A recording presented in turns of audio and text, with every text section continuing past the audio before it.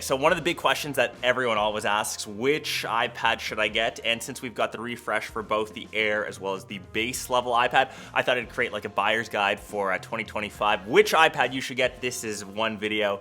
If you watch this, you never need to ask me again. So I've got the entire lineup here, spanning all the way from the smallest to the largest, which is technically like the Pro. You can also get the Air in the 13-inch version as well. And interestingly enough, they don't actually go for price, or I guess they don't actually like ascend in price. The Mini is $499. That's for the base level option. That's US dollars. If you're in Canada, our Canadian peso is just doing awful. I'll leave the conversion rates. And the base, or I guess the entry level iPad, this one is $350. So if you're looking at it price-wise, these should be switched, but in terms of sizing, this is the order that you need to kind of check out. And before we get into each of the breakdown for the models, I just want to say how expensive Apple accessories tend to be. Never pay that Apple tax, like, $250, $300 for, say, like a keyboard case combo. ESR has always been my go-to for accessories. The first thing, since an iPad is something that you interact with on the screen, is to get a screen protector. These ones are super simple to install. So let me actually show you here for the base level, which I just kind of unboxed. So the first thing you need to do, I've just got the base level iPad. I've got it in its template, so it's nice and snug, and it's sitting over top of the pull tab. You simply close,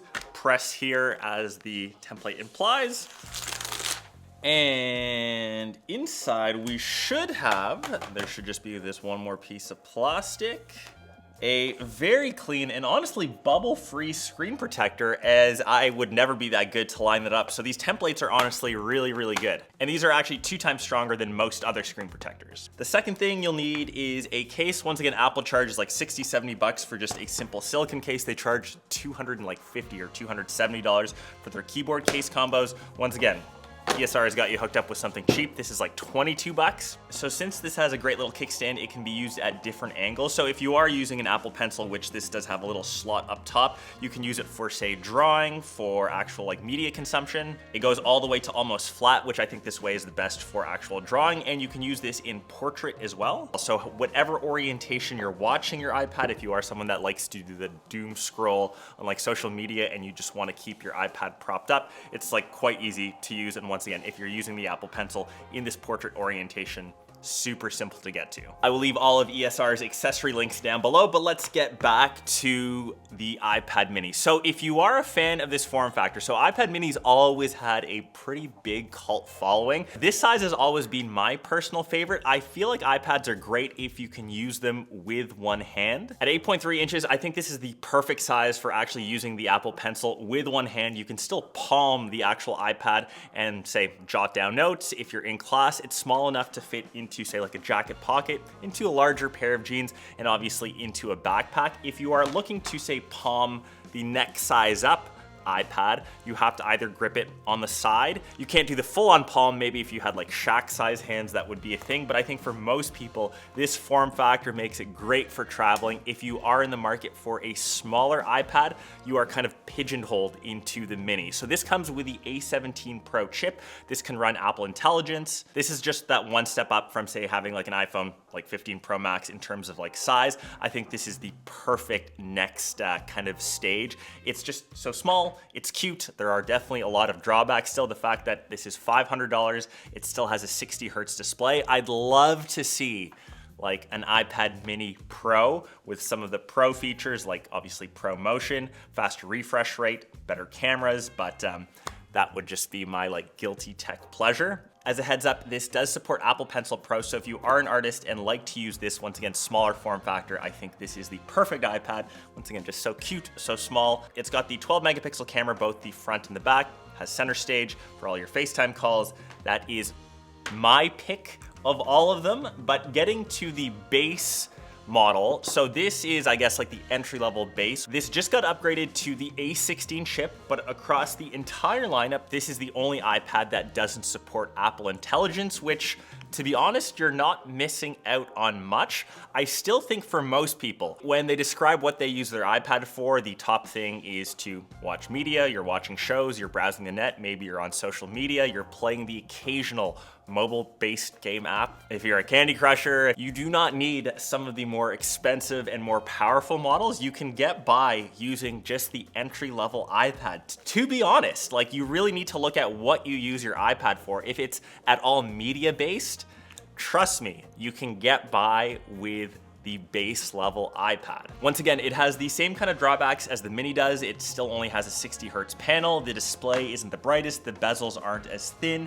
But if you don't care about those things, if the main thing that you're using that for is for the screen real estate, honestly, mom, dad, students, if this is your secondary device, if it's not like your primary device, if you're not looking to replace your MacBook, the base level iPad to me is an absolute winner. It still has the same 12 megapixel camera found on the Mini, and it's actually found on the Air. So it actually has the same camera system. So even that front facing camera with center stage, once again, 12 megapixels are found across all. I do find it interesting that it only has the one camera, which I think is totally fine. It's still weird to see people taking photos with their iPad. Mom and dad, I'm looking at you. But when you go to the more expensive Air, this also has that one same 12 megapixel camera. I thought they would make it like how the iPhone 16 lineup is. So you have the 16e with the one camera, 16 with the two cameras, 16 Pro with the three cameras. This doesn't seem to be the case. So this is $499 for the base. I find that the Air is in a weird spot because one of the big differences between this and the base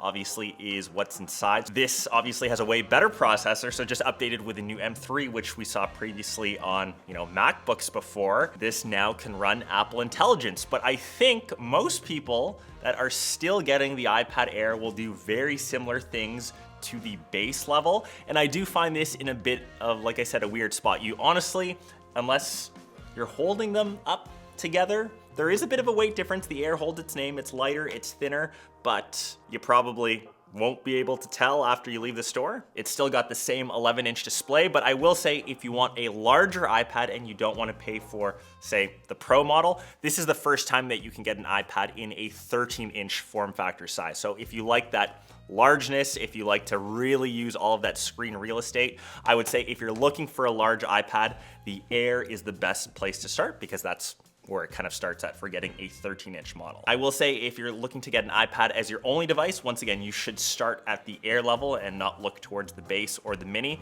You can definitely get by. You start to add on some of the accessories though. You're looking for that Apple keyboard case combo. This just got updated with a new Air. This is $279. You add that Pencil Pro, that's another $129. You're into MacBook territory, whereas the MacBook runs full Mac OS, a dedicated operating system. Obviously, iPad OS has gotten better, but it's still very mobile based. If you want something more dedicated, I would definitely take the new M4 MacBook Air in sky blue. I just reviewed it. You can check out my video here versus an iPad Air with all the extra accessories, which I think cost around the same. And finally, last but not least, we go on over to the iPad Pro. And rightly so, I have this in the 13-inch version. This is the most expensive one that you can get. This has Pro Motion, so this is the only iPad with a 120 hertz refresh rate. This is their Ultra Retina XDR display. It's actually very similar to my Pro Display XDR, which costs thousands and thousands of dollars over there. This is actually one of the best displays that Apple makes, and this was actually the first device that launched with the M4 chip. So obviously Apple marketed this as one of their flagship devices, and it is even thinner than the Air. This is also one of Apple's thinnest devices. It's 0.2 inches. It's pretty much the same width as a USB-C cable, and I'll just kind of bring my iPhone here as a size reference to kind of get a gauge on what that actually feels like. It feels almost like paper-like thin. It isn't, bendable. I'm not gonna do like a bend gate test on it. It still feels very sturdy, very premium. This is the only one that you can get in space black, which their Pro color, or just the standard silver. So who is this technically for? So obviously on the back, you can see that it has an addition to the camera. So once again, against all the other iPads, this is the only one with a LiDAR sensor. This is meant for like actual pro usage. So this is very similar to say Apple Vision Pro, when you can scan, say, an environment, you can 3D map things. So if you're an engineer, if you're an architect, scanning rooms, scanning different objects, if you want to send them to CAD, if you're doing any 3D printing, this is definitely way more mobile and easier to carry around than, say, a MacBook, which doesn't have that sort of camera. So there are definitely like pro features. Do most people use those? No. I definitely don't in the content creation stuff that I do, but as, say, a content creator, I'm able to edit 4K footage on this in a breeze. Is Final Cut for iPad OS as easy to use? That's maybe a different question. I'm definitely used to editing more on, say, my Mac or my MacBook, but it is definitely possible with this computing power. Once again, if you are big into art, this uses the Apple Pencil Pro, so you have all of those benefits, all of those features, but if you're really interested, this is also the only iPad that comes with the nano texture display, so that's the one that kind of reflects, or I should say it's an anti-reflective display that helps displace lighting, so it gives it that nice matte finish. I still think glossy looks a lot richer, a lot deeper, but as an example, we're here in studio now and you can see how much light is kind of reflecting off of it. So if you use it a lot outside, think of getting that nano texture display. But obviously, last but not least, the big caveat on this is the price. So if you're starting off with this with the smaller 11-inch, that is $999. For the 13-inch model, that is $300 more at $1,299, so $1,300.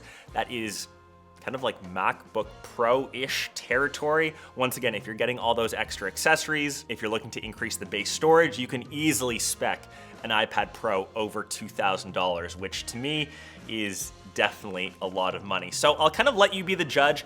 If you're a pro user, there are obviously really cool use cases for this that you can make this your own standalone device. I would still say most people can get by with the base level iPad. I think this is for most people.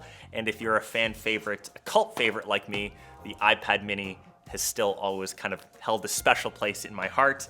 And the iPad Air is the strange child in the family, sadly, that will just live on its own, but I guess never forgotten in the lineup. So let me know your thoughts down below if you kind of agree. If you're a big iPad user, I'd love to hear what you use your iPads for. Help people out in the comments that are kind of stuck on buying one of these, and I'll catch the rest of you in one of my next vids.